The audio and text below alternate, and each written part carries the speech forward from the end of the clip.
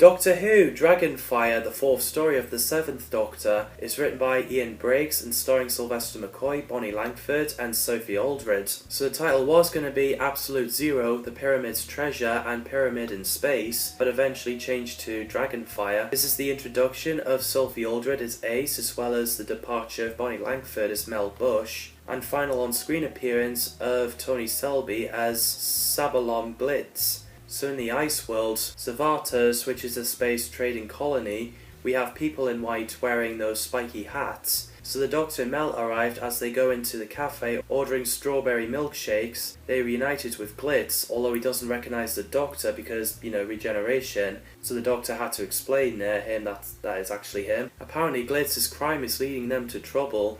Ace, who's a waitress, came. Everyone calls me Ace. Oh, how do you do? I'm the Doctor, and this is my friend, Mel.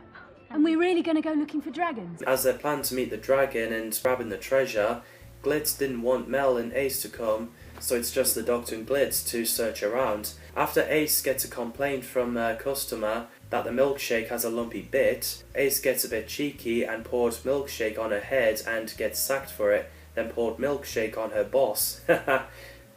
Good one. So Ace, as she's in a huff, went to her room and Mel came along. We learn that Ace got beamed to the ship and she got expelled from the school because she blew up the art room. Wow. As they carry around with Nitro 9 to blow up a door, they get arrested. Kane gets Ace to pick up a token, but she uses Nitro 9 to let herself and Mel go. As they go on a run, they ran into the dragon. Meanwhile, as the Doctor is separated from Glitz, he goes down the ice cliff and hanging on his umbrella with an intense moment where he's losing grip.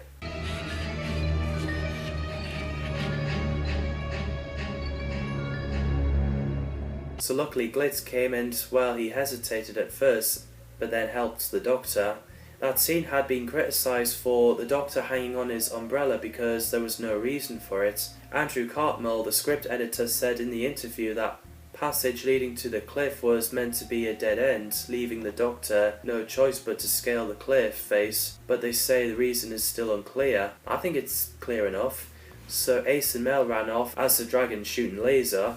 So the Doctor and Glitz went down the chasm. The Doctor distracts a guard while Glitz goes into his ship, but Belos is there. Then the Doctor came in advising Glitz not to steal what he wants. And it's really scary when there's ice zombies patrolling. As they get after Mel and Ace, the Nitro 9 doesn't work on them. In one scene, the Doctor distracts a guard by engaging him in a philosophical conversation. One of Guard's lines about the semiotic thickness of a performed text is a quotation from Doctor Who, The Unfolding Text, a 1983 media studies volume by John Tulloch and Manuel Alexander Alvarado. Cartmel had suggested that writers read the unfolding text to familiarise themselves with Doctor Who and its history, which inspired Ian Briggs to quote the academic text in his script in a playful self-reference. You've no idea what a relief it is for me to have such a stimulating philosophical discussion. There are so few intellectuals about these days. Again, I do love Sylvester McCoy as the seventh Doctor. He's fantastic.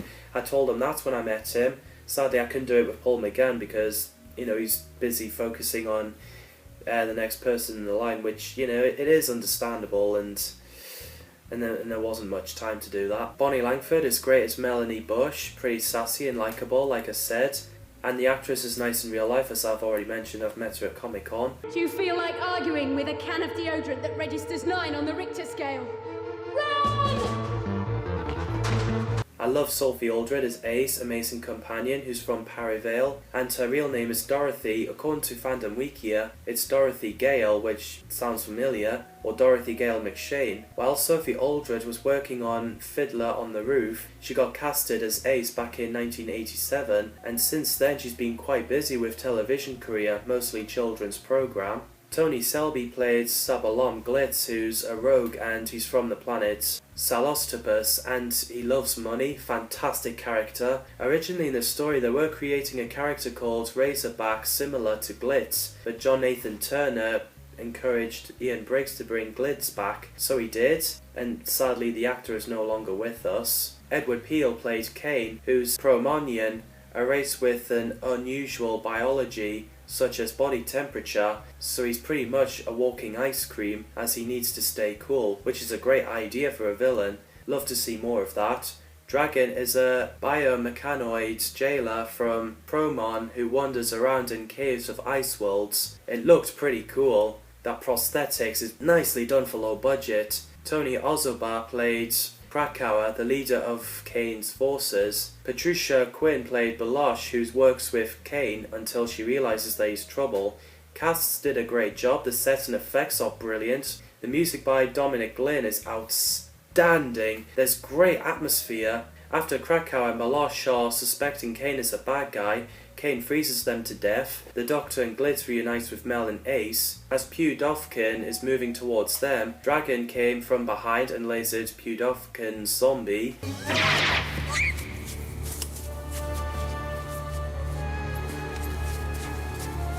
As they arrived at Singing Trees, a hologram of Archivist appear and telling them who Kane is and how he's captured. That scene was taken inspiration from Jor-El's scene in Christopher Reeve's Superman movie. As Kane overheard, he says Dragonfire shall be his. So as the dragon got beheaded, Kane kidnaps Ace. While the little girl is hiding under the table in cafe, there's an attack, so the little girl wanders around. Kane makes a deal with the Doctor, is give him the crystal and then he can have Ace back. As the Doctor, Mel and Glitz are in the control room, the crystal gets placed into the machine, and as the big door opens with bright light, Kane melts, taking the inspiration from Raiders of the Lost Ark, which is pretty effectively. It's scorching.